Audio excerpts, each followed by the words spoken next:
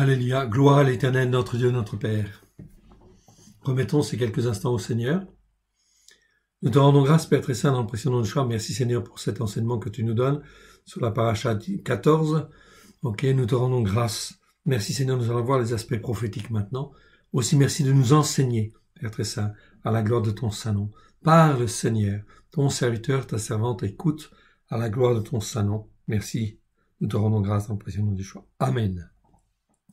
Nous allons aller maintenant dans les Haftarot. Haftara au singulier, Haftarot au pluriel, donc c'est ici, Ésaïe 42. Donc on va lire tout le chapitre 42, parce que c'est trop intéressant et ça nous parle. Ça nous parle très précisément aussi de ce qui se passe en ce moment, en fait avec le Covid-19, coronavirus, ok, et en fin de compte aussi ce qui va suivre aussi, bien évidemment, toutes les différentes plaies qui vont venir. Donc, ici, Yeshayahu, Ésaïe, chapitre 42. C'est très important. Là, ça nous permet, l'étude des prophètes, ça nous permet de voir quelle est la volonté, en fait, aussi de Dieu. Qu'est-ce que Dieu veut faire? L'Éternel, notre Dieu, veut faire. Eh bien, écoutez et regardez, c'est écrit, en fait, ici. Et donc, la chose est vraiment très claire. Voici mon serviteur. Donc, Ésaïe 42. On avait déjà lu ce passage-là déjà, mais là, il est vraiment approprié. Vous voyez, donc, ce que Moïse et Aaron veulent faire, c'est faire reconnaître, en fait, ici, à Pharaon et à toute l'Égypte, que l'Éternel est le seul Dieu unique et vrai sur la terre, et que la terre, en fait, lui appartient, en fait, ici. Eh bien, c'est exactement pareil, en fait, ici. Et voyez ce que l'on va voir ici, dans Ésaïe 42, quelle est la volonté, en fait, de Dieu. Voici mon serviteur que je soutiendrai, mon élu en qui mon âme prend plaisir. J'ai mis mon esprit sur lui, et il annoncera le jugement juste aux nations. Quel est cet élu dont on parle, en qui mon âme prend plaisir? C'est bien sûr de Yeshua. Je vous rappelle que Ésaïe, c'est un prophète qui parle quand? Il parle 8 siècles avant la venue de Jésus-Christ. Okay? 8 siècles avant. C'était déjà en fait annoncé, bien évidemment. 8 siècles avant, en fait, ici. Dieu dit, je soutiendrai mon serviteur, je soutiendrai mon élu, en fait, ici, en qui mon âme prend plaisir. J'ai mis mon esprit sur lui, et il annoncera le jugement juste aux nations, la manière de bien juger, si vous voulez, en fait, ici. C'est pas justice, le mot c'est mishpat en hébreu. Mishpat, ça parle de jugement juste, on va dire. Donc, le jugement juste aux nations. Il ne criera point, il n'élèvera point la voix, il ne la fera point entendre dans les rues, il ne brisera point le roseau cassé, et il n'éteindra point la mèche qui brûle encore. Non, dès lors qu'il y a un peu de foi quelque part, un petit peu de foi, Yeshua est là pour souffler dessus et raviver la flamme. Toujours. Ok, ça c'est dans les principes de Dieu.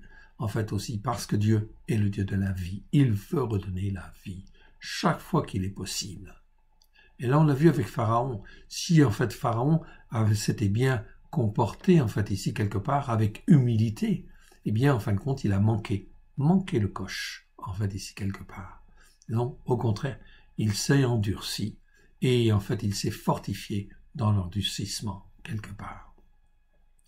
Donc ici, que va faire Yeshua? Que va faire Dieu et avec Yeshua? Il ne criera point, il n'élèvera point la voix, il ne la fera point entendre dans les rues.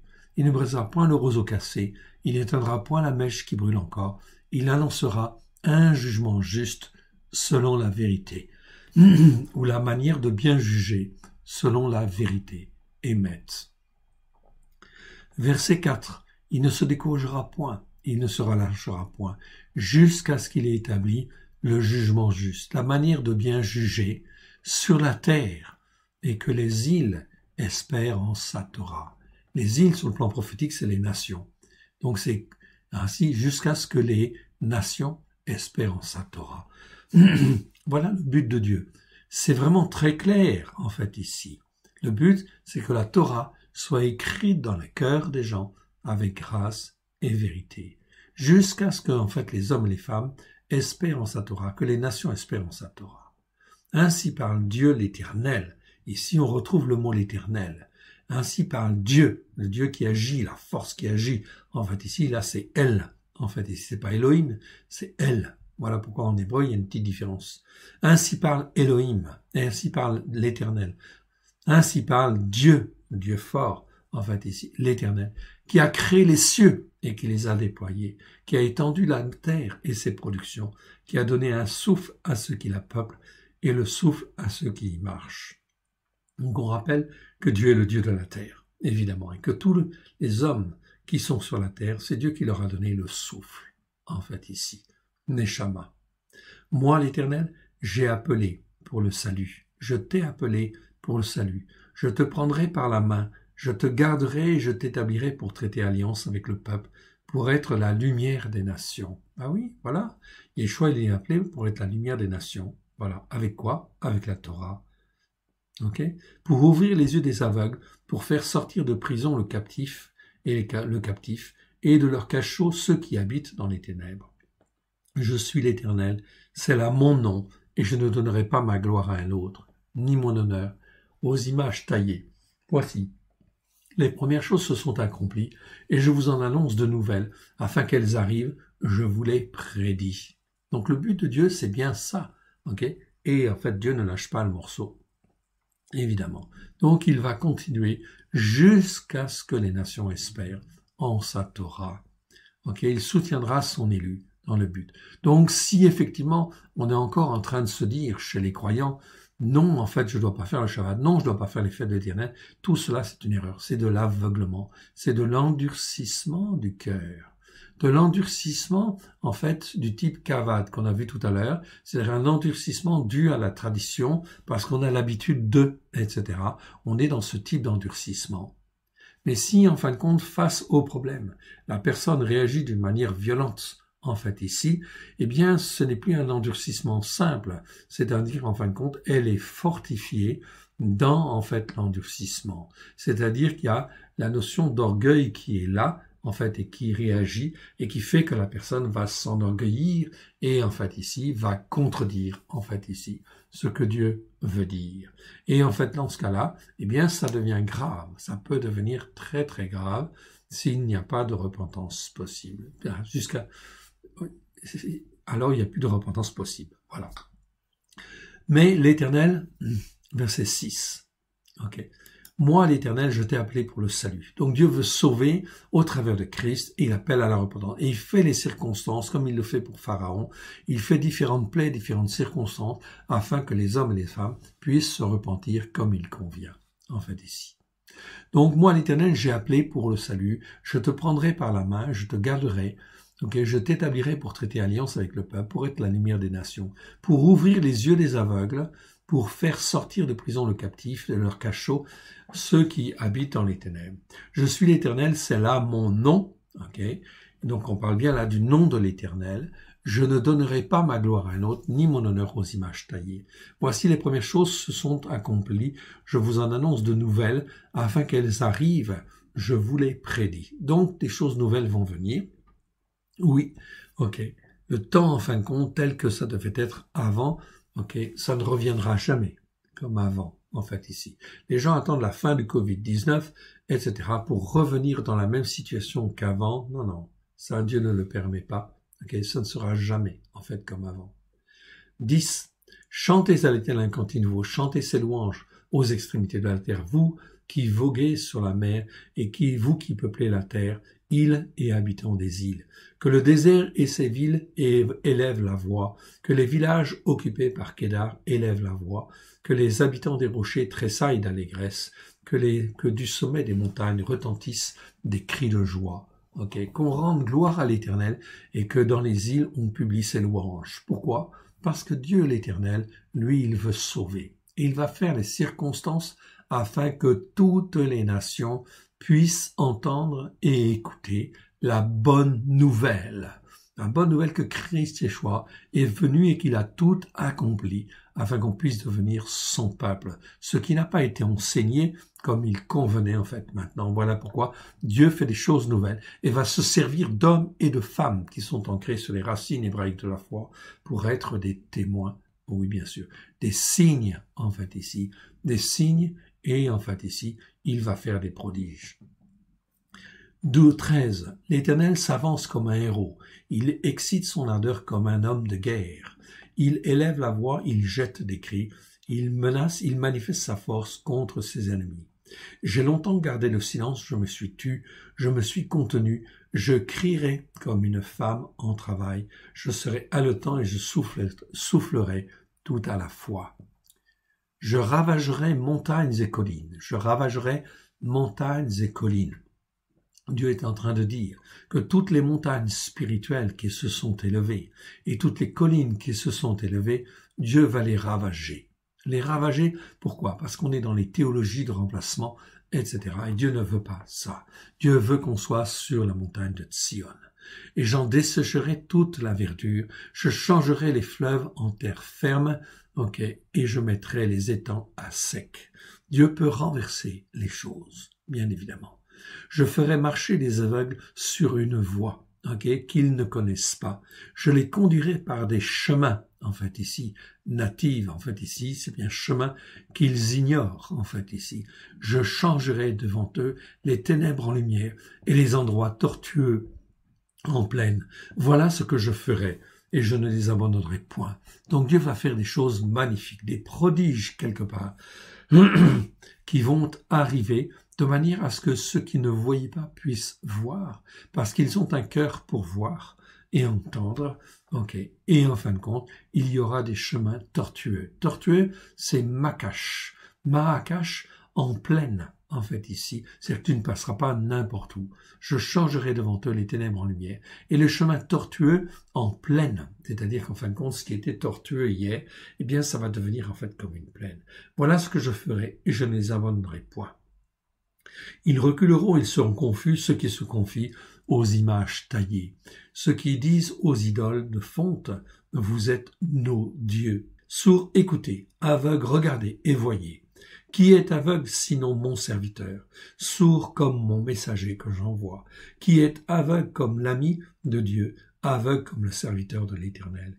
Tu as vu beaucoup de choses, mais tu n'y as point pris garde.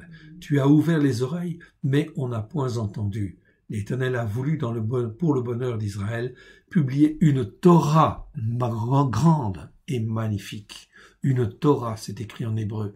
Publier une Torah grande et magnifique. Cette Torah est merveilleuse. On doit pouvoir dire, ta Torah est la vérité. Tant qu'on ne sait pas dire cela veut dire qu'il y a de l'endurcissement dans notre cœur. Ici, dans notre compréhension, il faut nettoyer tout ça.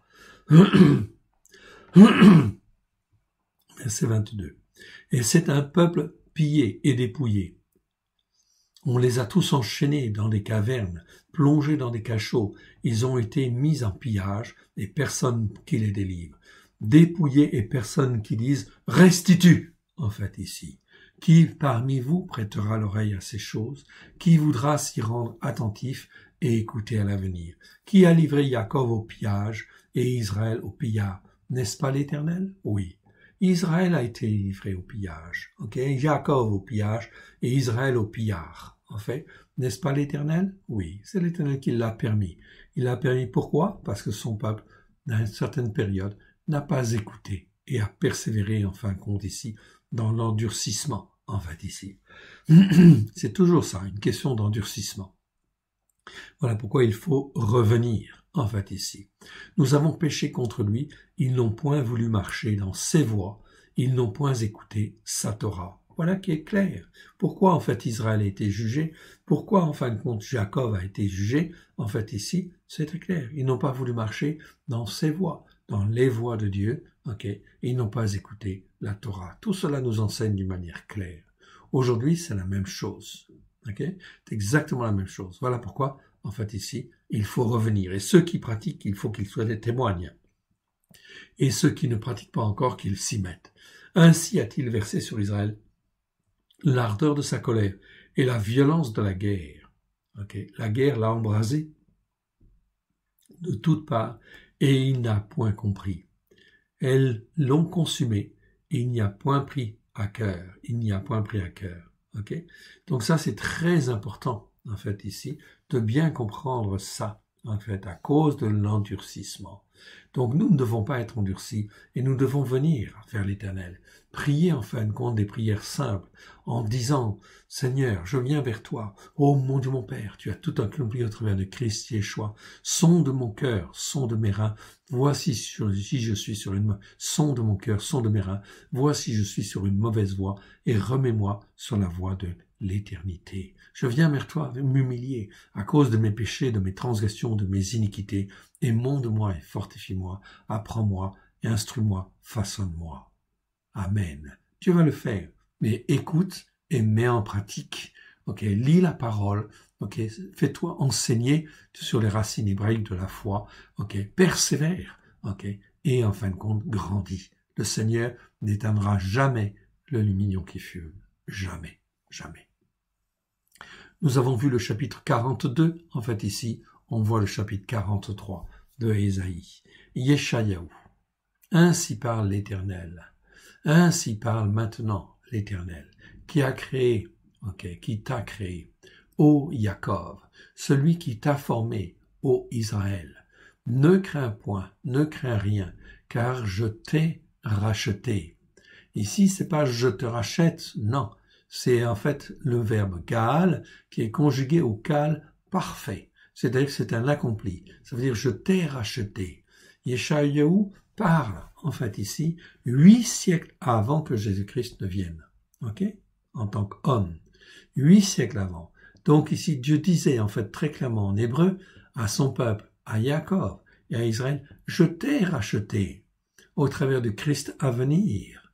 Je t'ai racheté, tu n'as rien à craindre, tu es à moi. Donc tu n'as à faire qu'une seule chose, à marcher par la foi, comme Abraham a marché, comme Yitzhak a marché, comme Jacob a marché, comme Moshe a marché, comme David a marché, comme les prophètes ont marché, tu dois marcher par la foi dans l'espérance du salut, en fait, qui te sera donné au travers du Christ à venir. Oui, bien sûr. Donc ici, il dit bien, je t'ai racheté. Plein de versets ici, ils sont pas toujours très bien traduits, on est bien d'accord. Ici, car je t'ai racheté. C'est un accompli. C'est un parfait, donc c'est un accompli. Parfait ou accompli, c'est la même chose en hébreu. C'est une chose déjà réalisée. Ne crains rien, car je t'ai racheté, en fait, ici. Je t'appelle de mon nom, de par ton nom, tu es à moi. Si tu as donné ton cœur et ta vie à Yeshua, n'aie pas peur. Tu peux dire, en fait, ici, que l'Éternel Dieu t'a racheté, oui, et que Dieu t'appelle par ton nom. Tu es aimé de l'Éternel, un bien-aimé de l'Éternel.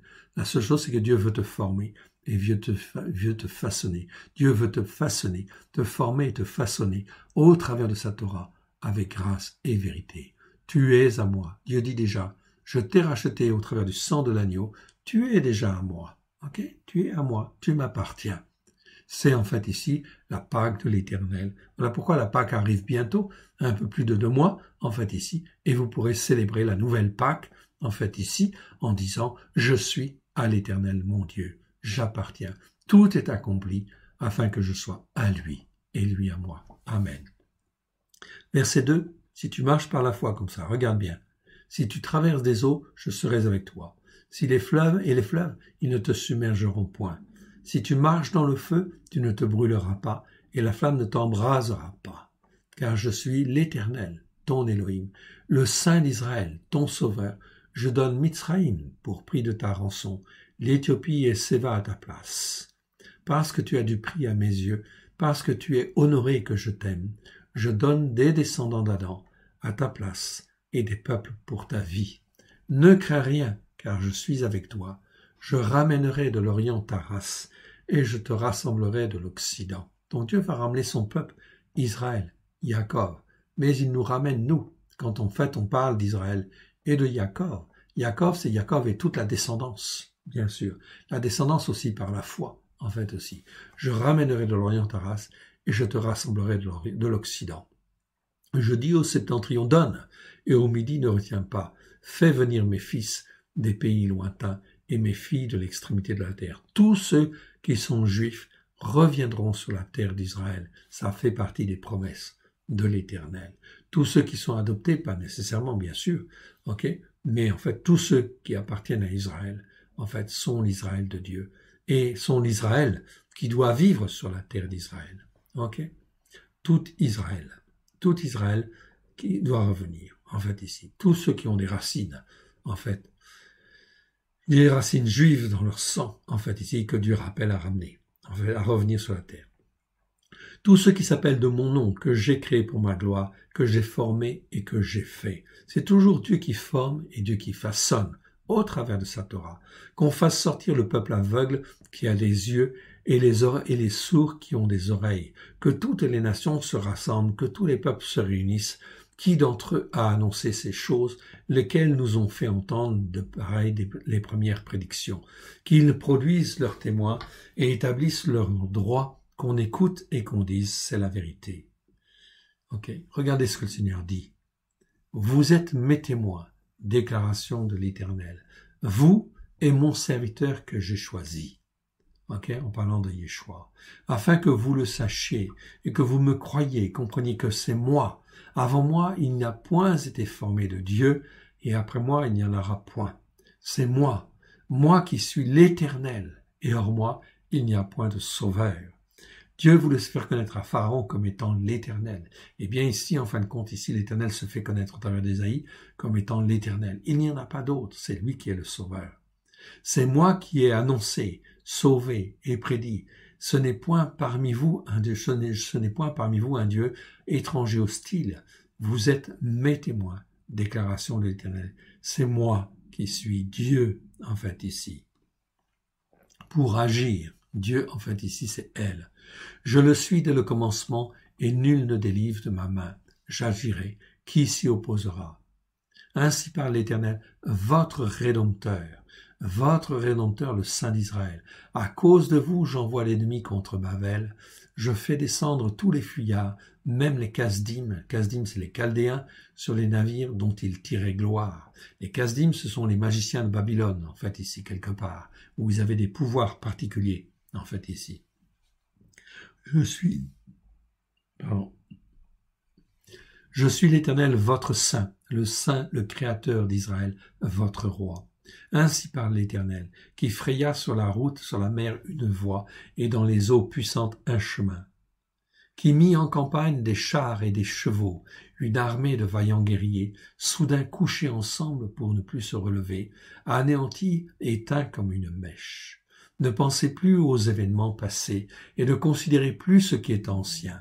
Mes frères, mes sœurs, nous sommes en 2021, en fait ici, ne considère plus ce qui est ancien, ne pensez plus aux événements passés, mais ici, marchez par la foi dans les promesses de l'Éternel. Voici, je vais faire une chose nouvelle sur le point d'arriver. Ne la connaîtrez-vous pas? Je mettrai une voie dans le désert et des fleuves dans la solitude. Peut-être que vous ne voyez pas encore cette voie, mais cette voie, elle va venir. Ok? La nouvelle année, en fait ici, c'est une voie où les voies vont s'ouvrir. Si tu ne les vois pas, en fait, clairement avec tes yeux encore aujourd'hui, ok, prépare-toi à la nouvelle année spirituelle. Ici, à partir du 24 mars 2021 commence la nouvelle année spirituelle. Ne manque aucune des fêtes, ne manque aucun des Shabbats. Ok, mets-toi bien, en fin de compte, sur la voie. Et si tu le fais déjà, gloire à Dieu, tu es déjà fortifié, tu es déjà dans le bon sens, tu es déjà sur la bonne voie, alors témoigne, parce que beaucoup viendront et en fait ne sauront à quel saint se vouer. Je mettrai une voie comme dans le désert et des fleuves dans la solitude. Les bêtes des champs me glorifieront, les chacals et les autruches, parce que j'aurai mis les eaux dans le désert, des fleuves dans la solitude pour abreuver mon peuple, mon élu. Donc il va y avoir des eaux qui vont se créer, en fait ici, qui vont venir sortir du désert. Donc il va y avoir des groupes, en fait, un peu partout, etc., qui vont, en fait, ici, être comme des sources. Le peuple que je me suis formé publiera mes louanges. Et tu ne m'as pas invoqué, ô Jacob, car tu t'es lassé de moi, ô Israël. Dieu fait des reproches à Israël, malgré les promesses qu'il avait faites. Et tu n'as pas offert des brebis en sacrifice d'élévation, et tu ne m'as pas honoré par tes sacrifices. Je ne t'ai point tourmenté par des offrandes ordinaires, et je ne t'ai point fatigué par de l'encens, pour de l'encens. Tu n'as pas à prix d'argent acheté pour moi des aromates, et tu ne m'as pas rassasié de la graisse de tes sacrifices, mais tu m'as tourmenté par tes péchés, tu m'as fatigué par tes iniquités. Donc attention, en fait, ici, péché, transgression, et iniquité. Très important. Cela s'apprend. Qu'est-ce que c'est un péché? Qu'est-ce que c'est qu'une transgression? Qu'est-ce que c'est qu'une iniquité? Eh bien, il faut écouter la Torah et la mettre en pratique. Pas seulement, ne crois pas qu'en fait une seule année, ça suffit. En fait, ici. Non, apprends, continue d'apprendre ce qui est péché, transgression et iniquité, afin, en fait, ici, d'apprendre à les laisser de côté. Si tu es dans cette attitude de cœur de vouloir avancer, de vouloir apprendre, en fait, pour t'attacher à Dieu et rester attaché à Dieu, c'est très bien. Dieu va considérer que tu es droit de cœur, en fait, ici. Comme c'est écrit dans le psaume 32, en fait, ici. Psaume 32, tu peux le lire. Nous l'avons retraduit pour être plus juste. En fait, ici, ça fait partie des maskiles, amaskilim. C'est donc disponible sur le site. Tu peux aller voir. Ici, donc, réveille ma mémoire. C'est moi. Ok. Dieu, verset 25. C'est moi. Moi qui efface tes transgressions. Okay, donc ici on a péché, iniquité et transgression. Moi j'efface tes transgressions. C'est-à-dire une transgression, c'est quoi en résumé? C'est en fin de compte aussi, c'est tout ce qui n'est pas conforme à la Torah. C'est une transgression. Tu fais pas le Shabbat, c'est une transgression. Tu ne fais pas en fin de compte les fêtes de l'Éternel, c'est une transgression. C'est une transgression, oui, tout à fait. Ça veut dire qu'effectivement il y a plein de choses derrière qui s'enclenchent et en fait l'endurcissement du cœur en fait est là. Bien évidemment, dans travers de la tradition chrétienne qui en fait ne veut pas de ces choses-là, eh bien en fin de compte ça c'est mauvais. Alors est-ce que tu vas rester dans cet endurcissement ou est-ce que tu vas t'enorgueillir en fait ici et t'endurcir toi-même? Ok, tu as le choix. Dieu te laisse faire. Ok, mais c'est pas le bon choix.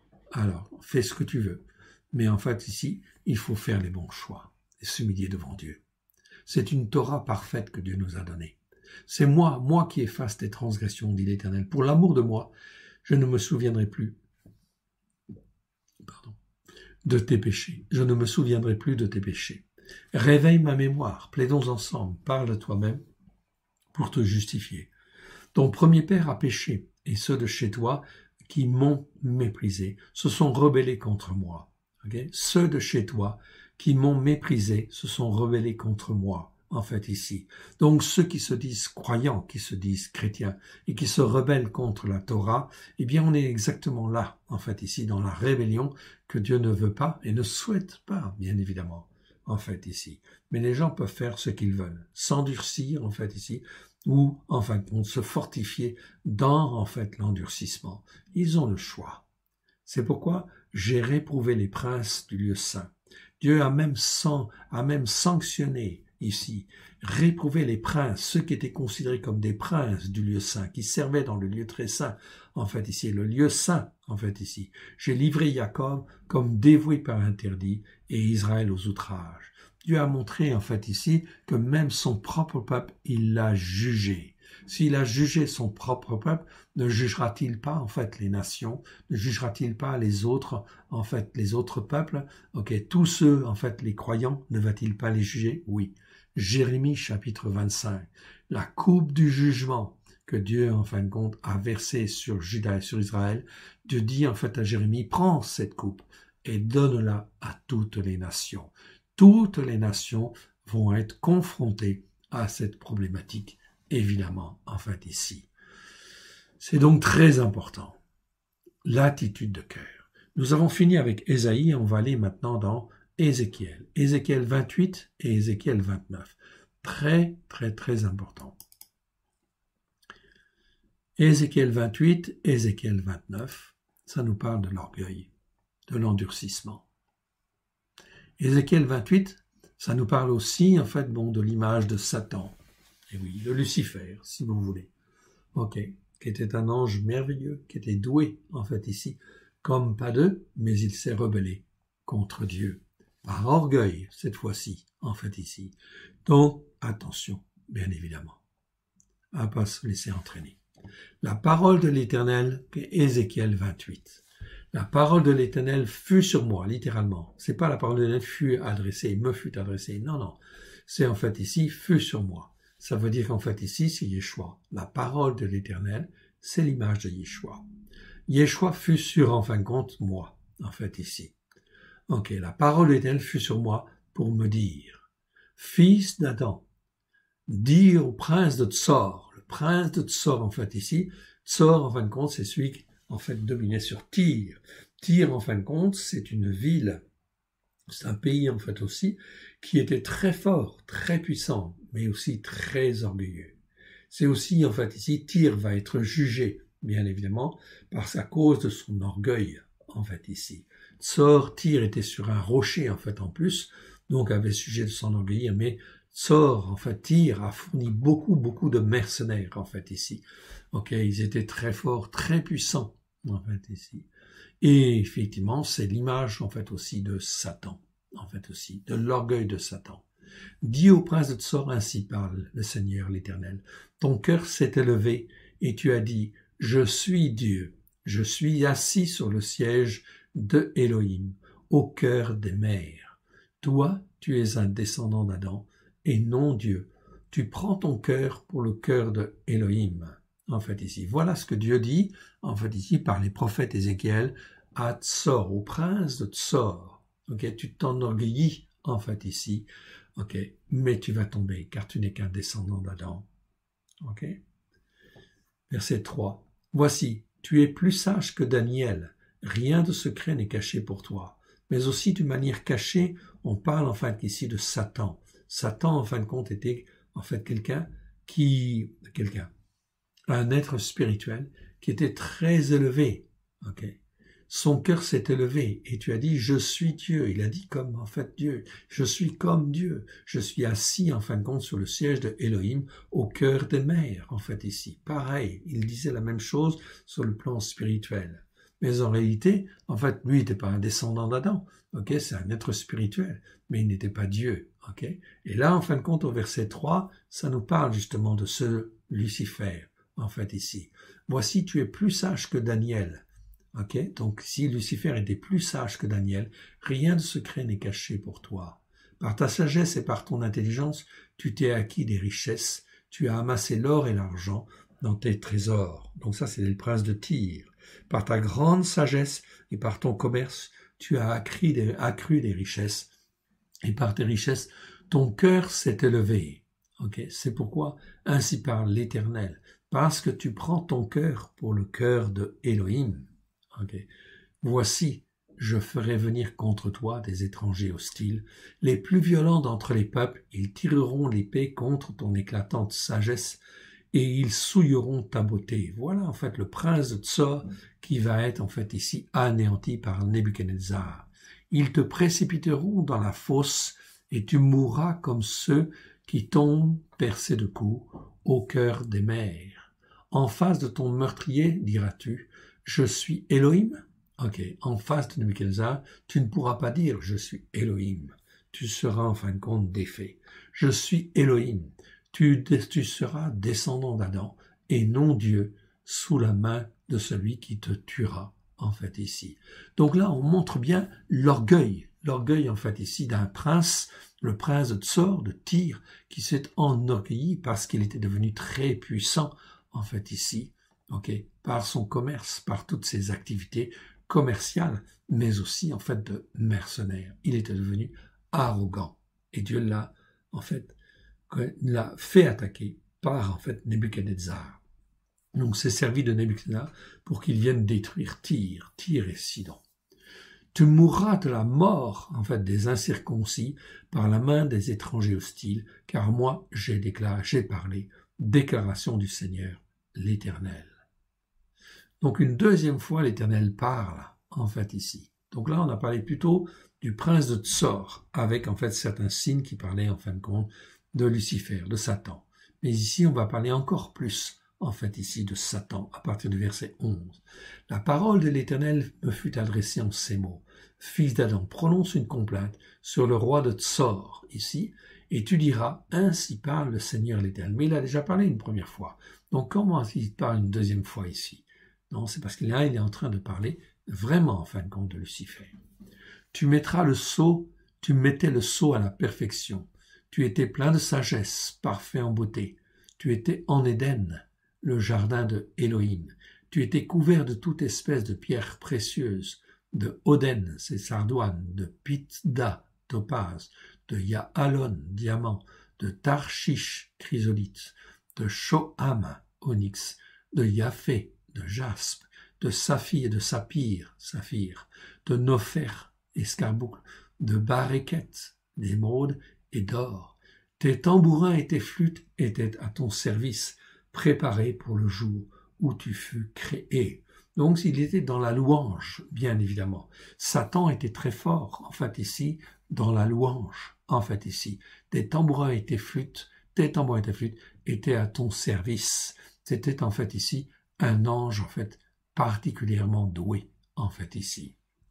Verset 14. On te dit, en fait, ici, on te parle de Satan. Tu étais un chérubin protecteur, aux ailes déployées. Je t'avais placé et tu étais sur la sainte montagne, sur la montagne de sainteté. Tu étais sur la montagne de sainteté de Elohim. Il était sur la montagne de Dieu. Oui, ok. Sur la sainte montagne, c'est pas la sainte montagne, c'est la montagne, il faut ôter, en fait, ici, l'adjectif sainte, car, en fait, ici, c'est la montagne de la sainteté de Dieu. De la sainteté. C'est comme ça que ça doit être traduit. La montagne de la sainteté de Elohim. Ici, c'est Kodesh. Donc, c'est pas l'adjectif Kadosh. C'est en fait ici la montagne de la sainteté de Elohim. Donc ici, Lucifer était à un niveau très élevé, un chérubin protecteur, donc rempli de sagesse. Il était sur la montagne de la sainteté de Elohim. Tu marchais au milieu des pierres étincelantes. Tu as été intègre dans tes voies. Il a marché un temps très bien, depuis le jour où tu fus créé jusqu'à celui où l'injustice flagrante et criminelle a été trouvée chez toi. Et oui, ici, c'est le mot avlata. Avlata qui apparaît en fait ici, je vous le montre en fait ici, qui est mal traduit. C'est traduit en fait par iniquité tout simplement. Comme il y a toute une série de mots, eh bien, les traducteurs ne savaient pas toujours très bien traduire. Comment? Maintenant, on sait très bien que avlata, c'est un mot particulier, ça fait partie d'une série de mots. Je vais vous montrer. Ok, ici. Ok, vous en avez quelques-uns en fait ici. Donc, ça vient des mots comme avel, avla, avlata, olata, ola, olot, evel. Tous ces mots-là sont rassemblés en fait ici, sous en fait ici la même référence, 05766, et c'est toujours traduit pratiquement par iniquité, parfois par crime, parfois c'est pas très cohérent. En fait ici, c'est le mot avlata que l'on a en hébreu. Vous le voyez là, il existe en fait 4 fois en fait ici dans les Écritures. Et en général, ça parle toujours en fait d'une injustice flagrante et criminelle, quelque chose comme cela. Ce mot existe en fait 4 fois, vous les avez là. En fait ici, comment c'est traduit dans la seconde, vous pouvez faire une pause en fin de compte sur image et aller les voir si vous le voulez. Parfois c'est traduit par crime, vous voyez, ou simplement iniquité, comme en fait avon, ou aven, ou avel. Donc en fait ici c'est mélangé, on n'arrive plus à s'y retrouver. Ici c'est avlata. Avlata nous parle d'une injustice flagrante et criminelle, en fait ici quelque part, en fait ici. Donc tous les mots en fait ici, avel, nous parlent, tous ces mots-là, avec des nuances différentes, nous parlent toujours d'injustice flagrante. Ok, c'est pas en fin de compte iniquité tout court, non. C'est pas injustice tout court, non. Aven, ça veut dire injustice. Avel, avlata, avla, tous ces mots-là, ça nous parle déjà d'injustice flagrante, avec différentes variantes. Donc ici, ok, voilà, depuis le jour, ok, tu as été intègre dans tes voies, depuis le jour où tu fus créé, jusqu'à celui où l'injustice flagrante et criminelle a été trouvée chez toi. Ok, à ce moment-là, en fait ici, l'Éternel Dieu a jugé. Verset 16, par la grandeur de ton commerce, tu as été rempli de violence et tu as péché. Je te précipite de la montagne de Elohim. Donc l'Éternel Dieu a décidé à faire un choix. Je te précipite de la montagne de Elohim et je te fais disparaître, chérubin protecteur, du milieu des pierres étincelantes. Voilà pourquoi, en fait, ici, Satan a été rejeté, en fait, ici. Qui s'appelait Lucifer, en fait, ici. Verset 17. Ton cœur s'est élevé à cause de ta beauté. Tu as corrompu ta sagesse par ton éclat. Je te jette par terre. Je te livre au spectacle, ô roi. C'est ça que Dieu fait, en fait, ici. Il montre en spectacle, en fait, ici, au roi, en fait, ici, comment, en fin de compte, il a jugé, en fait, ce chérubin protecteur. Par la multitude de tes iniquités, par la multitude de tes iniquités, on va dire, c'est mieux, de tes iniquités, par l'injustice flagrante et perverse. Cette fois-ci, c'est les mêmes catégories de mots, en fait, ici qu'on a vu tout à l'heure, mais c'est plus avlata, c'est evel, en fait, en hébreu, mais c'est pareil, on est dans la même catégorie. C'est toujours d'injustice flagrante, mais là, en fin de compte, ici, evel, ça nous parle de perversité, en fait, ici. Par l'injustice flagrante et perverse de ton commerce, tu as profané tes sanctuaires. Je fais sortir du milieu de toi un feu qui te dévore, je te réduis en cendres sur la terre aux yeux de tous ceux qui te regardent. Tous ceux qui te connaissent parmi les peuples sont dans la stupeur à cause de toi. Tu es réduit au néant, tu ne seras plus à jamais. Okay. Voilà donc aussi là le jugement qui est réservé à Satan. On le voit en fin de compte, il va en fait ici être jeté. Il va être lié pendant 1000 ans encore. Okay. Puis ensuite, il va être jeté dans les temps de feu, oui, bien sûr. Okay. Donc Dieu, en fait, ici, va donc agir, évidemment, en fait, d'une manière très claire. Et nous sommes dans ce processus, en fait, ici, dans le plan, en fin de compte, de Dieu, où, effectivement, en fait, on avance et on apprend à marcher avec Dieu. Verset 20. La parole de l'Éternel fut adressée en ces mots. Fils d'Adam, tourne ta face vers Sidon et prophétise contre elle. Donc là, on revient en fin de compte à quelque chose de terrestre, en fait, ici. Ok. Fils d'Adam, tourne ta face contre Sidon maintenant. Il y avait Tyr et Sidon. Et prophétise contre elle. Tu diras, ainsi parle le Seigneur l'Éternel. Voici, j'en veux à toi, Sidon. Enfin, Sidon. Je serai glorifié au milieu de toi, et ils sauront que je suis l'Éternel, quand j'exercerai mes jugements contre elle, quand je manifesterai ma sainteté au milieu d'elle. J'enverrai la peste dans son sein. On retrouve en fait le mot peste en fait ici. Ok, c'est le mot déver. Déver en fait ici, on le retrouve en fait là, évidemment, dans son sein. Je ferai couler le sang dans les rues, les morts tomberont au milieu d'elle par l'épée, qui de toutes parts viendra la frapper. Ils sauront que je suis l'Éternel. Dieu encore ici veut se faire connaître comme étant l'Éternel. Ça a toujours été une vérité biblique en fait ici. Voilà pourquoi cela nous parle. L'Éternel Dieu veut se faire connaître comme étant l'Éternel. Ici des jugements sur Sidon jusqu'à ce que l'Éternel soit reconnu comme étant l'Éternel. En fait ici. Verset 24. Alors elle ne sera plus pour la maison d'Israël une épine qui blesse, une ronce déchirante parmi tous ceux qui l'entourent et qui la méprisent. Ils sauront que je suis l'Éternel. Ainsi parle le Seigneur l'Éternel, lorsque je rassemblerai la maison d'Israël du milieu des peuples où elle est dispersée, j'aurai manifesté en elle ma sainteté, en fait ici, ma sainteté. Mieux que je manifesterai, j'aurai manifesté ma sainteté, en fait, ici. C'est un accompli, en fait, ici. Donc, pour que l'accomplissement de Dieu se fasse, il faut, en fait, mon frère, ma sœur, patienter, apprendre à marcher avec l'Éternel Dieu, afin d'être avec lui et non pas contre lui, ou d'être à côté de la plaque, en fait, ici. J'aurai manifesté en elle ma sainteté aux yeux des nations, et ils habiteront leur pays, que j'ai donné à mon serviteur Jacob. Ils y habiteront en sécurité, ils bâtiront des maisons et planteront des vignes. Ils y habiteront en sécurité quand j'exercerai mes jugements contre tous ceux qui les entourent et qui les méprisent. Ils sauront que je suis l'Éternel, leur Elohim. Donc là aussi, Dieu est en train, en fait, de travailler, en fait, Israël et va bénir Israël en abondance, en fait, ici, pourvu que Israël s'accroche et s'attache à l'Éternel Dieu, évidemment. Il y a donc un travail en fait ici à faire. On continue avec le chapitre 29. 29 de Ézéchiel. On est dans la prophétie, toujours dans la prophétie. La 10e année, le 12e jour du 10e mois. Ok, 10e mois. Ok, ici, nous sommes le 11e mois, donc c'était le mois dernier.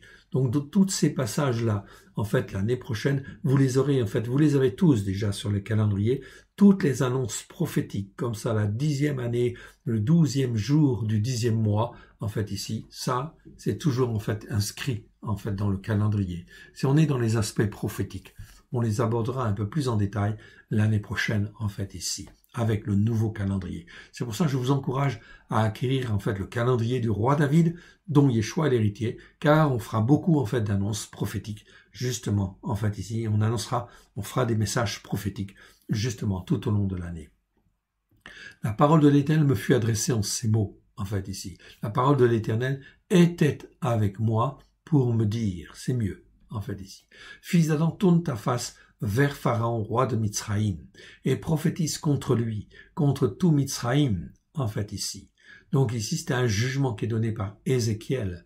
Et Ézéchiel, en fait, ici, donné par Dieu au travers de la bouche d'Ézéchiel. Ézéchiel, c'est un prophète qui a, en fait, exercé au temps de Jérémie, hein, à cheval avec Jérémie, mais plutôt, en fait, aussi un peu après Jérémie. Donc, il était, en fait, à Babylone. Et Dieu, en fin de compte, parle sur l'Égypte. Parle et tu diras, ainsi parle le Seigneur l'Éternel.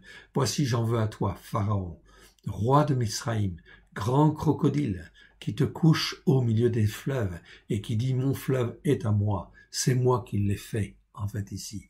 Je mettrai une boucle à tes mâchoires, j'attacherai à tes écailles les poissons de tes fleuves et je te tirerai au milieu de tes fleuves, avec tous les poissons qui s'y trouvent et qui seront attachés à tes écailles. Je te jetterai dans le désert, toi et tous les poissons de tes fleuves, tu tomberas sur la face des champs, et tu ne seras ni relevé, ni ramassé. Aux bêtes de la terre et aux oiseaux du ciel, je te donnerai pour pâture. Et tous les habitants de Mitzraïm sauront que je suis l'Éternel, parce qu'ils ont été un soutien, de roseau pour la maison d'Israël. Lorsqu'ils t'ont pris par la main, tu t'es rompu et tu leur as déchiré toute l'épaule. Lorsqu'ils se sont appuyés sur toi, tu t'es brisé et tu as rendu leurs reins immobiles. C'est pourquoi ainsi parle le Seigneur l'Éternel. Voici, je ferai venir sur toi l'épée et je t'exterminerai du milieu de toi. Et j'exterminerai du milieu de toi les descendants d'Adam et les bêtes.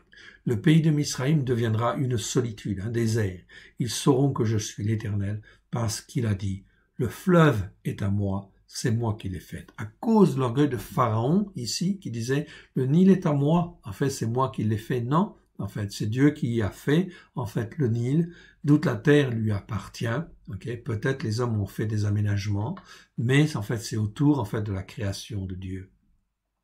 Le pays de Misraïm deviendra une solitude, un désert. Ils sauront que je suis l'Éternel parce qu'il a dit, en fait, le fleuve est à moi, c'est moi qui l'ai fait.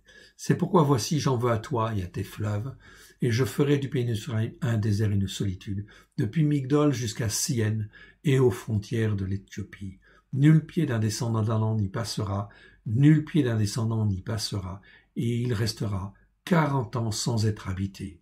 Donc, en fait, ici, ça a eu lieu, on ne sait pas exactement quand, mais le pays, en fait, de Mitzraïm a été effectivement complètement ravagé à une certaine époque. Je ferai du pays de Misraïm une solitude entre les pays dévastés, et les villes seront désertes entre les villes désertes pendant 40 ans. Je répandrai les Mitzrim, les Égyptiens, parmi les nations, et je les disperserai en divers pays. Ainsi parle le Seigneur l'Éternel. Au bout de 40 ans, je rassemblerai les Mitzrim, les Égyptiens, du milieu des peuples où ils auront été dispersés. Je ramènerai les captifs de Mitzraïm. Pardon. Je ramènerai les captifs de Mitzraïm. Je les ramènerai dans le pays de Patros, dans le pays de leurs origines. Et là, ils formeront un faible royaume. Ce sera le moindre des royaumes. Il ne s'élèvera plus au-dessus des nations. Je les diminuerai afin qu'ils ne dominent plus sur les nations. Ce royaume ne sera plus pour la maison d'Israël un sujet de confiance. Il lui rappellera son iniquité quand elle se tournait vers eux, et ils sauront que je suis le Seigneur l'Éternel. Donc ici, l'Égypte, en fait, est un pays, non pas en grand développement, on sait bien, en fait, ici, mais est maintenu, en fait, ici, comme un faible royaume. Pourquoi? Parce que l'Égypte, en fait, s'est enorgueillie, et en fait, Dieu la maintient, en fait, ici, ok, dans, en fait, une attitude simple d'humilité, en fait, ici. Ce royaume ne sera plus pour la maison d'Israël un sujet de confiance. La 27e, verset 17. La 27e année, le premier jour du premier mois, la parole de l'Éternel était avec moi pour me dire. Voilà comment il faut traduire ici. C'est pas fut adressé. L'Éternel était avec moi pour me dire. Ok? Pour me dire. Tsor, ok? Pour me dire. Fils d'Adam, Nebuchadnezzar, on prononce Nebuchadnezzar, ok? C'est Nebuchadnezzar, roi de Babylone, roi de Babel, a fait faire à son armée un service pénible contre Tsor. Toutes les têtes sont chauves, toutes les épaules sont écorchées. Il n'a retiré de Tsor aucun salaire, ni lui, ni son armée, pour le service qu'il a fait contre elle. Donc Dieu a envoyé Nebuchadnezzar contre Tsor, contre en fait Tyr, et a dévasté Tyr, bien évidemment. Ça a coûté cher, car Tyr, c'était des mercenaires extraordinaires, en fait, ici, très très forts. Et en fait, Nebuchadnezzar n'a pas retiré grand-chose de cela, en fait, ici. Voilà pourquoi, en fait, Dieu va dire ici, c'est pourquoi ainsi parle le Seigneur l'Éternel. Donc voici, je donne à Nebuchadnezzar. En hébreu, c'est écrit comme ça, en fait, ici. Donc, n'est pas Nebuchadnezzar, pas ici. Nebuchadnezzar, c'est un mot qui existe environ 60 fois, je crois, une soixantaine de fois. Mais, en fin de compte, dans 30 versets, c'est, en fin de compte, écrit d'une manière un petit peu différente. C'est écrit, non pas Nebuchadnezzar, c'est écrit Nebuchadnezzar, en fait, ici. Roi de Babylone. Tout simplement parce que il était dans la puissance spirituelle, dans le but, en fait, ici, de faire un travail pour Dieu, en fait, ici, qui était, en fait, de détruire Tyr, tout simplement. Nebuchadnezzar, en fait, c'est pas facile à prononcer. Roi de Babel, le pays de Mitzrim. Ok, je vous renvoie aux enseignements que nous avons faits sur Jérémie, en fait, ici, où on parle en détail de ces différences de noms. En fait, ici, c'est le même nom, c'est la même personne, mais en fait, ici, au niveau spirituel, il y a une connotation différente, en fait, ici, quelque part, entre Nebuchadnezzar et Nebuchadnezzar, en fait, ici. Roi de Babel. Le pays de Mitzrim, il en emportera les richesses, il en prendra les dépouilles, et on pillera le butin. Ce sera un salaire pour son armée. En fait, donc l'Égypte a été donnée à Nebuchadnezzar en récompense, en fait, ici, au travail que Dieu lui a demandé de faire, en fait, ici, pour Tyr, enfin, l'a incité à faire, ici.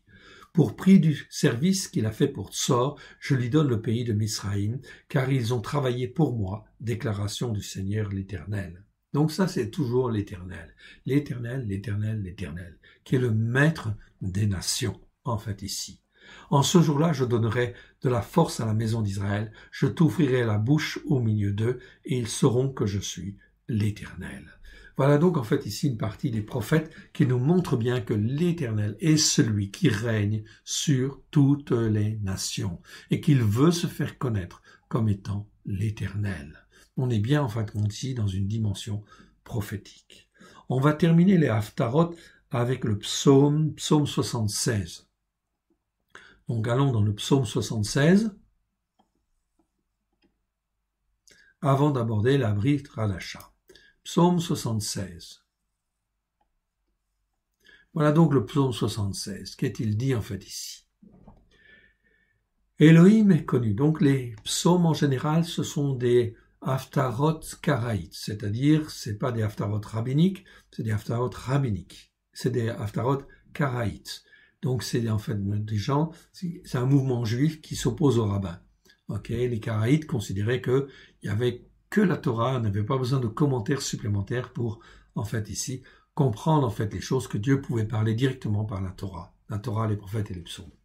Ok, donc l'approche était assez bonne en fait ici quelque part, mais les Karaïtes ont été fortement, opprimés en fait ici et fortement attaqués en fait au cours des siècles par en fait le mouvement de type rabbinique, en fait ici les juifs rabbiniques, qui en fait sont les principaux aujourd'hui. D'une manière générale, au niveau mondial, c'est plutôt des juifs rabbiniques que l'on a.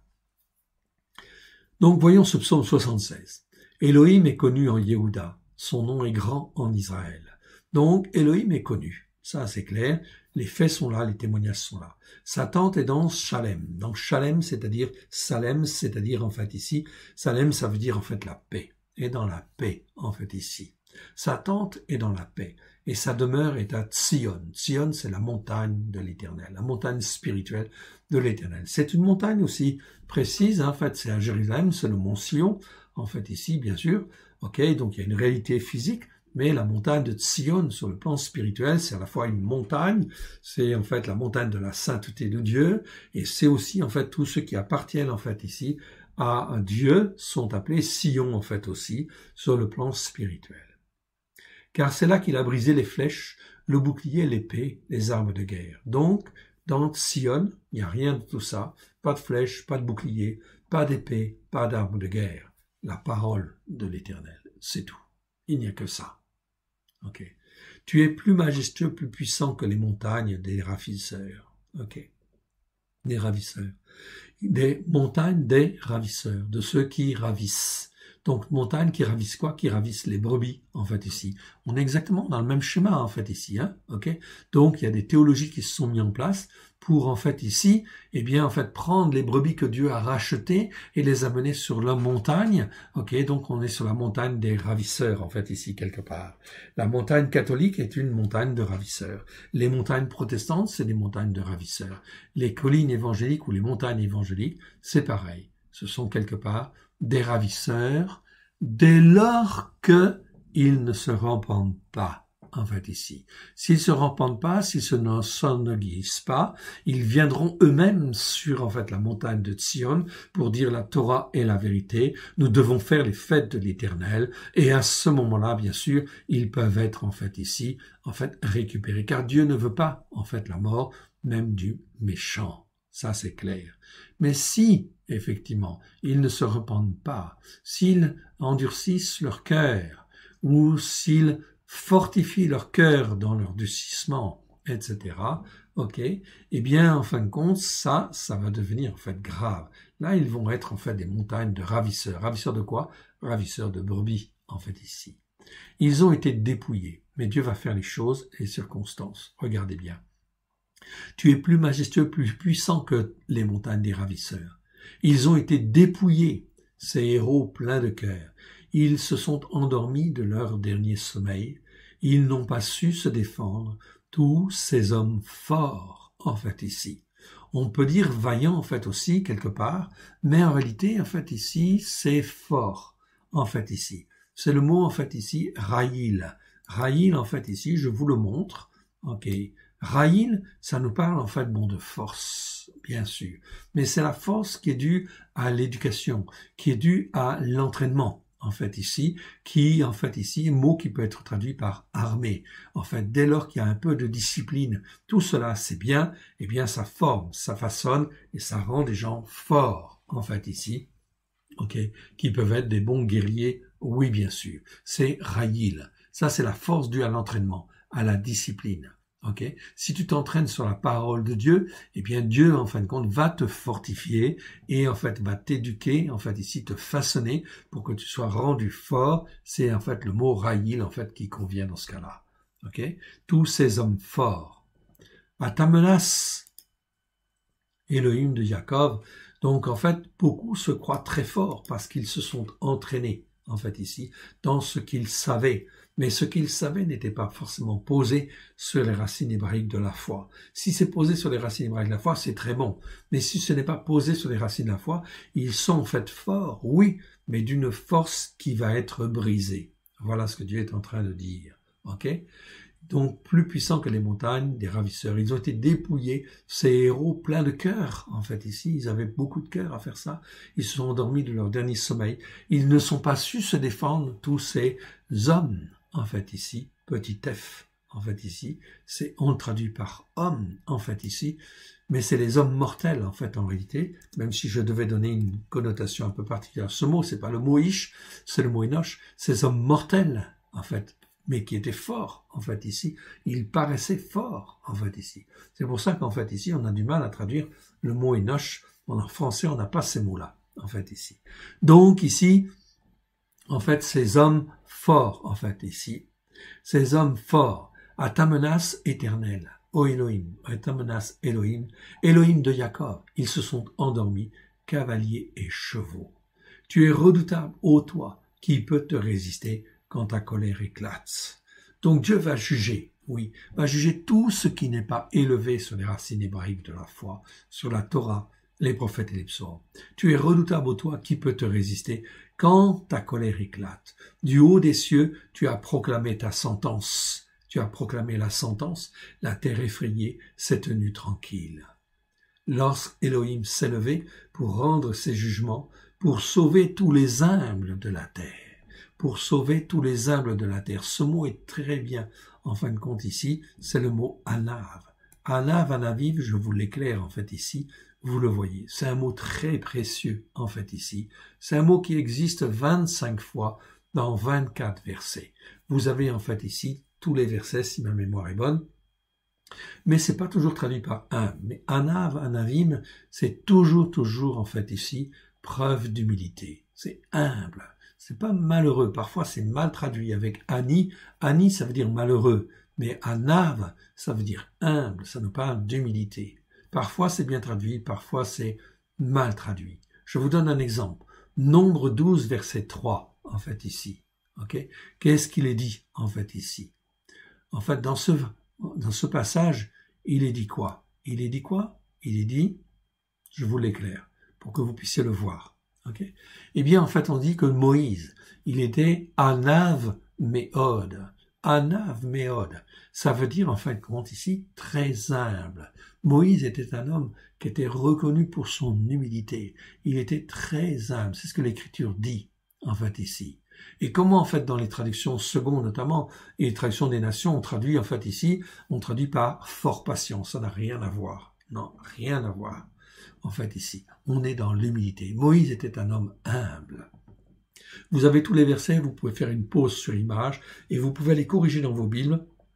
Chaque fois, dans tous ces versets où il y a le mot Anav, il faut mettre humble à la place. Soit au singulier, soit au pluriel. Vous pouvez donc en fait ici corriger dans vos Bibles, si vous voulez. Avec une petite variante aussi, vous avez même en fait ici, là, par exemple dans le psaume 9, verset 12, ou 13 selon les nations, vous avez entre parenthèses Kétiv, c'est marqué Aniim, donc en fait dans le texte ça veut dire Kétiv, ça veut dire dans le texte hébreu même, c'est écrit Aniim, c'est-à-dire les malheureux, en fait ici, ok, et en fait ici le Kéré, en fait, ici, kéré, c'est la note qui est en marge. Donc, les scribes ont rajouté éventuellement, en fait, un mot pour dire il faut comprendre ce mot-là, en fait, ici, en principe. Donc, le kéré, c'est anavim, ok, et non pas malheureux. C'est les humbles.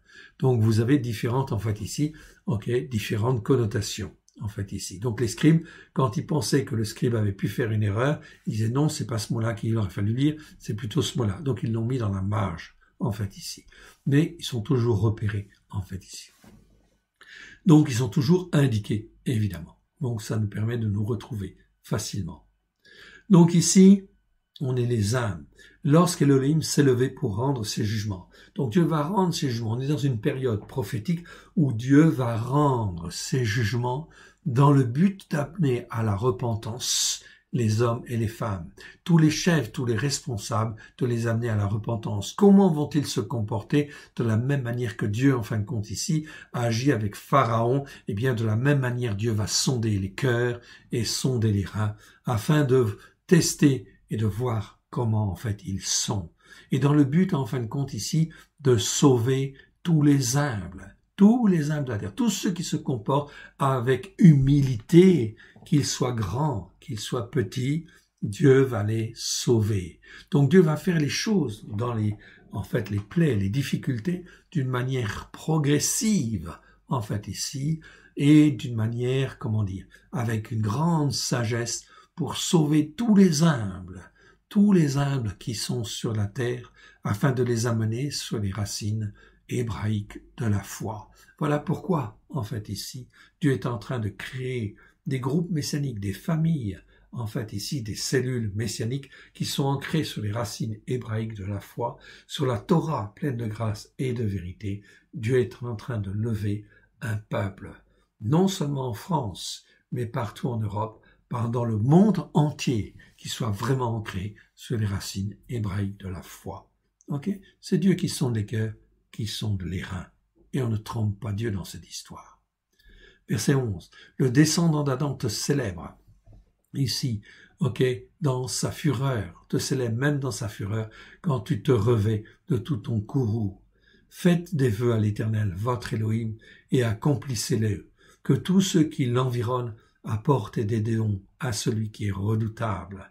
Il abat l'orgueil des princes. Il est redoutable, au roi de la terre. C'est donc bien un appel à la repentance pour tous les princes, tous les rois, en fait, ici, de la terre, en fait, ici. Donc là, on est dans les psaumes. Donc vous voyez que le message de la Torah, en fait, par rapport à Pharaon, on retrouve ça dans les prophètes, et on retrouve ça même dans le psaume, en fait, ici. Il abat l'orgueil des princes. Il est redoutable, au roi de la terre, ou face au roi de la terre. Maintenant, terminons avec la Brit Hadasha. Allons voir ce que le Seigneur Yeshua nous dit dans ce passage, en fait, ici, qui nous concerne. Nous sommes la 14e paracha, ici, je me suis montré.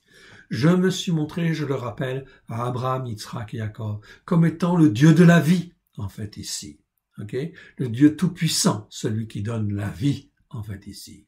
Mais maintenant, au travers de Moshe et Pharaon, Dieu va se montrer comme étant l'Éternel, celui qui apporte les jugements, celui qui était le même hier, aujourd'hui et demain, et qui va amener, en fait, ici, des jugements.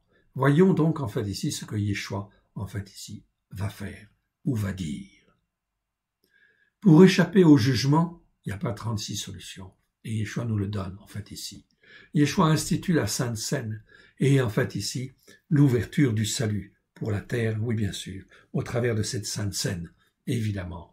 De la Pâque, en fait, qui vient, oui, bien sûr, il fallait préparer cela. La seule manière d'échapper au jugement de l'Éternel, à la colère, en fait, de l'Éternel, à la fureur de la colère de l'Éternel, comme, en fait, Paulos nous en parle dans la Brit Hadasha, dans l'Alliance renouvelée, c'est le sacrifice de Yeshua. C'est la Pâque, célébrer la Pâque de l'Éternel. Verset 22, chapitre 14, donc nous allons lire chapitre 14 de Marc jusqu'à, en fin de compte, 14, 22 à 31. Lisons la première partie ici. Institution de la Sainte Seine, c'est un rappel, en fait, ici. Tout passe par la Sainte Seine, par Yeshua. Maintenant, en fait, regardons. Pendant qu'il mangeait, Yeshua prit du pain. Après avoir rendu grâce, il le rompit et le leur donna en disant « Prenez ceci, ceci est mon corps, en fait, ici. Ceci est mon corps. » Il prit ensuite une coupe, après avoir montré de la reconnaissance, ici, et il la leur donna, et ils en burent tous. Ici, nous voyons, en fait, il prit ensuite une coupe, Donc, il a partagé le pain, puis, en fait, aussi, ensuite, il a, en fin de compte, pris une coupe. C'est la troisième coupe dont on a vu tout à l'heure, dans Exode, chapitre 6, versets 6 et 7. C'est la coupe du salut. Il prit, en fin de compte, la troisième coupe. Et après avoir montré de la reconnaissance, ici, c'est montrer de la reconnaissance, ou rendu grâce, comme on veut, en fait, ici. Le verbe, en fait, grec, c'est eucharistéo. Vous l'avez là. Je vous l'agrandis. Ici. Vous l'avez là. En fait, ici, je vous l'agrandis. Attendez. Voilà. Je vous l'agrandis. Le verbe, en fait, ici, grec, c'est eucharistéo. C'est un verbe qui existe, en fait, ici, 39 fois dans 38 versets. Ça veut dire quoi? Ça veut dire rendre grâce. Ou être reconnaissant. Montrer de la reconnaissance. Montrer de la reconnaissance à Dieu, en fait, ici, parce que c'est lui qui sauve, oui. Que tous les humbles de la terre viennent et puissent s'humilier devant Dieu et être reconnaissants, en fait, à Dieu, parce qu'il a prévu, effectivement, ici, la Sainte Seine, au travers de Christ Yeshua. Ici, eucharistéo, en fait, c'est le verbe. Et vous avez, en fait, le nom Eucharistia, en fait, aussi. Et ça a été déformé, en fait ici par l'Église catholique, qui ont créé le mot Eucharistie, qui vient de ce mot-là, qui est en fait le moment où on rend grâce, on rend reconnaissance en fait à Dieu, mais ils l'ont déformé et ça s'est appelé l'Eucharistie en fait ici. Donc voilà pourquoi le mot Eucharistie vient en fin de compte de ce verbe-là et du nom qui est en fait de la même racine, Eucharistia, en fait ici. Non, en fait ici je préfère en fait ici être montré très clairement. Eucharistio, c'est montrer de la reconnaissance à l'Éternel justement qui a prévu une voie de salut au travers de Christ, Yeshua. Oui, et donc nous pouvons être reconnaissants bien sûr. Et rendre grâce, on peut utiliser ces termes-là, oui, mais pas les termes Eucharistie, etc. Ok, donc ça laissez de côté, bien évidemment.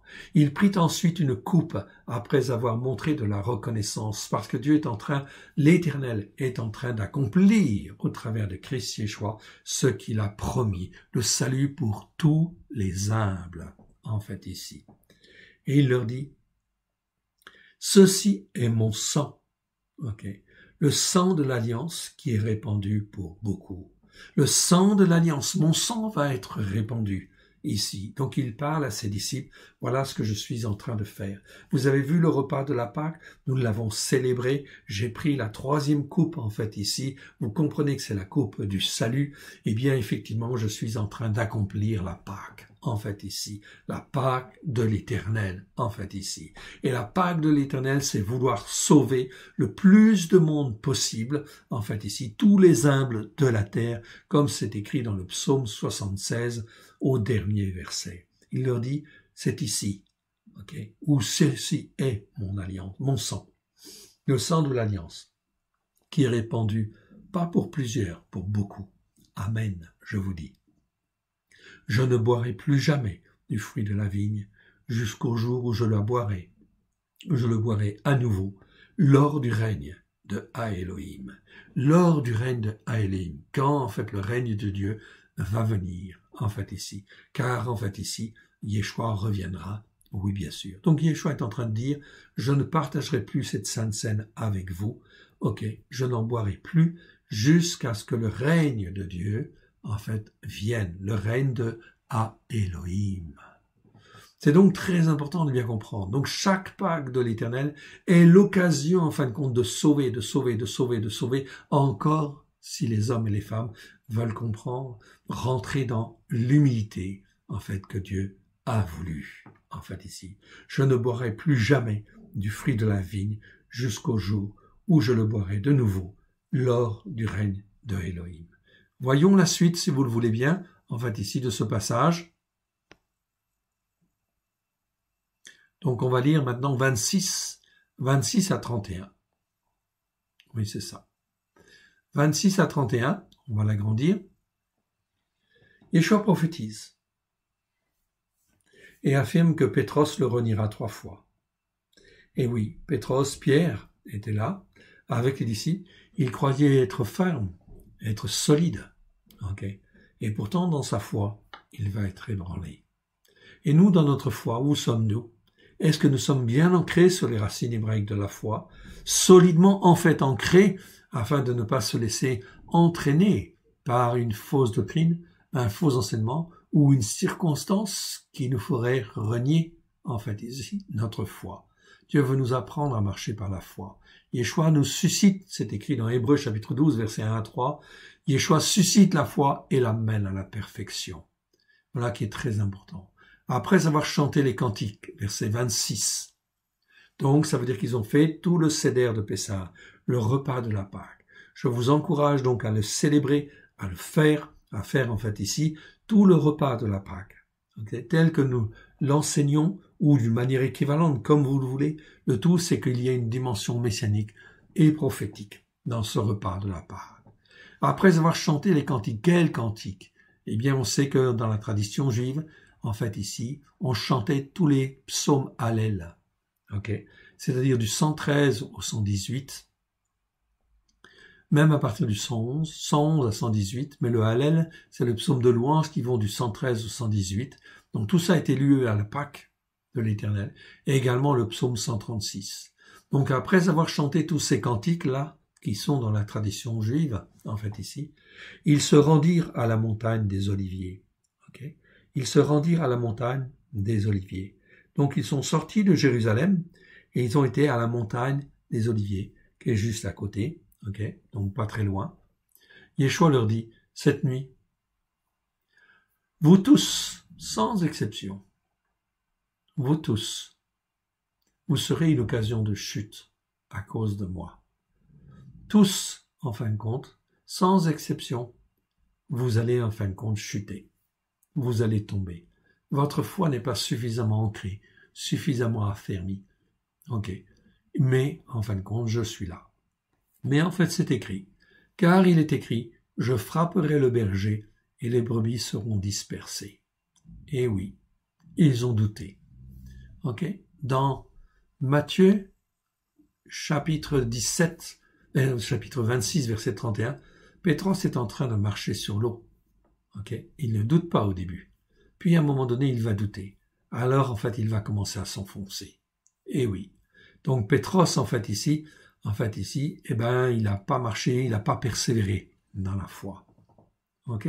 Donc, dans l'expérience, voilà pourquoi nous avons besoin d'être éprouvés par les circonstances, les faits, afin que notre foi soit tirée vers le haut et soit inébranlable. Et Yeshua va dire à Pétros, pourquoi as-tu douté? Tu t'es enfoncé parce que tu as douté. Tu t'es enfoncé parce que tu as manqué de foi.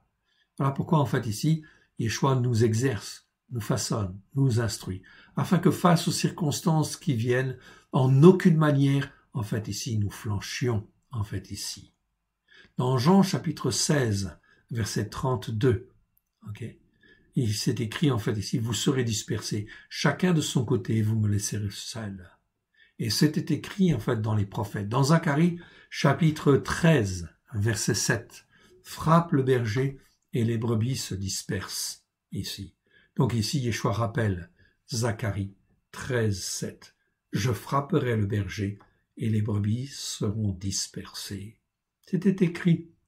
Donc ici, on est en train de voir quoi? Dieu l'Éternel, celui qui était, qui est, qui sera, est en train d'accomplir les Écritures. Et dans le moindre détail, tout ce qui est écrit de Yeshua dans la Torah, les prophètes et les psaumes se réalise. Okay? Pour accréditer toutes, bien sûr, toutes les Écritures.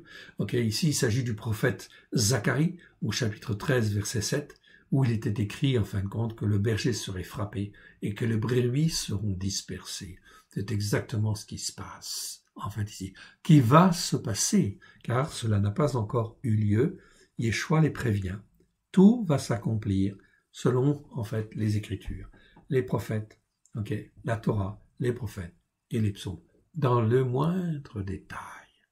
Donc, il faut garder, bien évidemment, la Torah, les prophètes et les psaumes d'une manière très précise, car c'est le fondement, bien sûr. Je frapperai le berger et les brebis seront dispersées. Mais après que je serai ressuscité, je vous précéderai en Galila. Galil ou Galila, Galilée, ça en hébreu, ça s'écrit des deux manières. Ok, certains disent Galil, d'autres Galila. Ok, donc nous préférons Galila. En fait, ici, c'est plus joli que Galil tout court. En fait, ici, donc il n'y a pas de choix. En fait, ici, pas plus pour l'un que pour l'autre. Donc Galila, en fait, ici, nous avons choisi Galila. Mais après que je serai ressuscité, je vous précéderai en Galila. En fait, ici. Ok. Pétros lui dit, si tous auront été une occasion de chute, ok, ou seront une occasion de chute en français, on traduit tomberont ou seront une occasion de chute, en fait, ils ont traduit par un futur, ok, donc c'est pas facile à traduire, mais si tous, en fin de compte, auront été une occasion de chute, cela ne m'arrivera pas. Prise l'orgueil. Orgueil, en fait, de Pétros, en fait, ici, ok. Il n'est pas encore suffisamment émondé. Okay. Donc il va renier le maître 3 fois. Lui qui en fait avait le sang chaud, était en fait spontané, okay. Face aux circonstances, il va renier. Yeshua va lui pardonner, bien évidemment. Okay. Il va être fortifié. Après, il va comprendre. Il va être capable de donner sa vie, en fait, ici. De donner sa vie, en fait, ici, pour Dieu, etc. Et il va être, bien sûr, en fait, ici, crucifié, en fait, ici, à la fin, à Rome, en fait, ici. Mais il est prêt. C'est pas un problème pour lui. il s'offre entièrement à Dieu. Il apprend, en fin de compte, il apprend comme nous devons apprendre, en fait ici, à être totalement dépendants, bien évidemment. Pétros lui dit, si tous auront été une occasion de chute, cela ne m'arrivera pas. Donc ici, on est dans l'orgueil de Pétros qui s'exprime là, il manque d'humilité, bien évidemment, parce que, en fait, sa foi n'est pas encore suffisamment grande. Pourtant, c'est un disciple. Ça fait 3 ans et demi qu'il est avec le maître. Et il n'est pas encore, en fait, façonné, formé comme il convient. Voilà pourquoi Yeshua, en fait, ici dit, je vais aller en Galilée. Après, vous me rejoindrez là-bas, parce qu'il faut que je reste 40 jours, en fait, avec vous, et que je vous forme, que je façonne, etc., afin de vous fortifier et que vous puissiez devenir inébranlable, en fait, ici, car pour le moment, vous ne l'êtes pas. Et une des premières choses que Yeshua va faire quand il va ressusciter, c'est qu'en fait, face à tous ses disciples, la première chose qu'il fait, et pourtant ce sont des Juifs, et pourtant, en fait, ils sont enseignés, en fin de compte, dans les Écritures, et pourtant, en fin de compte, ils ont été 3 ans et demi avec le Maître. Okay. Et le voilà ressuscité, et une des premières choses que Yeshua fait, il va souffler sur eux. Luc, chapitre 24, à partir du verset 44. Yeshua va souffler sur eux, afin que leurs yeux s'ouvrent, afin qu'ils puissent comprendre tout ce qui concerne Yeshua dans la Torah, les prophètes et les psaumes. Ils étaient incapables jusqu'à maintenant de tout comprendre, mais maintenant que Yeshua est ressuscité, Yeshua va leur ouvrir les yeux. C'est ce que l'on dit dans les traductions, en fin de compte, ici, des nations, ouvrir les yeux. Mais dans le grec, c'est pas ouvrir les yeux. C'est ouvrir la compréhension. C'est le mot nous. On verra tout ça plus en détail. C'est la compréhension, en fin de compte, de la présence de Yeshua dans toute la Torah, les prophètes et les psaumes, et en fin de compte, par le Saint-Esprit, Yeshua ouvre les yeux afin qu'ils comprennent tout ce qui concerne Yeshua dans la Torah, les prophètes et les psaumes. À ce moment-là, ils vont pouvoir enseigner avec zèle et être fortifiés, bien ancrés sur les racines hébraïques de la foi. Et ils seront inébranlables, oui bien sûr, mais il faut passer par cette formation. Ok, verset 30. Et Yeshua lui dit, Amen, car je dis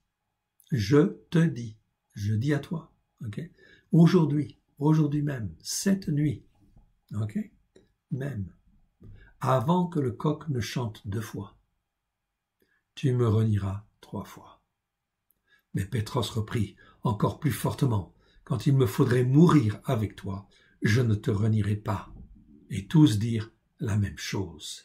Ils étaient tous dans la même situation, en fait, ici. On prend l'exemple de Pierre, parce que c'est un exemple, en fait, c'est un modèle, c'est un exemple, en fait, ici. Bien évidemment, ok, il va être pardonné. Mais il va renier le Fils. Est-ce que nous sommes prêts, en fin de compte, à témoigner, en fait, de la Torah, des prophètes et des psaumes, face à l'adversité, face à la théologie du remplacement? Voilà, en fin de compte, ici, ce que veut faire Yeshua. Il veut nous fortifier, okay, et que nous puissions nous préparer à cette nouvelle année qui arrive bientôt, qui va commencer le 24 mars 2021, nouvelle année spirituelle où il faut se préparer. Pourquoi? Parce qu'il va se passer de grands signes et de grands prodiges, en fait, ici. Pourquoi? Dans le but que tous les humbles de la terre puissent revenir à l'Éternel. Cela va donc se faire progressivement, bien évidemment, ok, étape par étape, plaie après plaie, en fait, si je puis dire, en fait, par rapport à l'Égypte. Que le Seigneur Dieu vous bénisse et vous garde. On va terminer par une prière. Merci Père très saint, nous te rendons grâce pour ta parole merveilleuse. Elle nous enseigne. Oh oui Seigneur, nous te rendons grâce au travers de Christ Yeshua. Merci pour ta Torah est la vérité. Nous voulons, Père très saint, venir vers toi. Nous nous couvrons du sang précieux de l'agneau, nous invoquons les mérites de l'agneau. Et nous voulons te dire, sonde nos cœurs, sonde nos reins, Père très saint, dans le précieux nom de Yeshua. Voici, nous sommes sur une mauvaise voie, et remets-nous sur la voie de l'éternité, sur la voie que toi tu as choisie, afin de te glorifier, toi le seul vrai Dieu, et celui que tu as envoyé. Aide-nous, mon Dieu, mon Père, à te faire plaisir. Et montre-nous, Seigneur, ô Dieu Tout-Puissant, toi qui es l'Éternel, oui, au travers de Christ Yeshua, étant ta main bienfaisante, oui, façonne-nous, forme-nous à la gloire de ton saint nom. Ô Seigneur Yeshua, nous voulons que tu sois notre Sauveur, que tu sois notre Sauveur, notre Seigneur et notre Maître aussi, celui qui nous enseigne, qui nous façonne. C'est toi qui suscites la foi et qui l'amène à la perfection. Aide-nous, Seigneur Yeshua. Viens au secours de notre incrédulité à la gloire de Dieu le Père.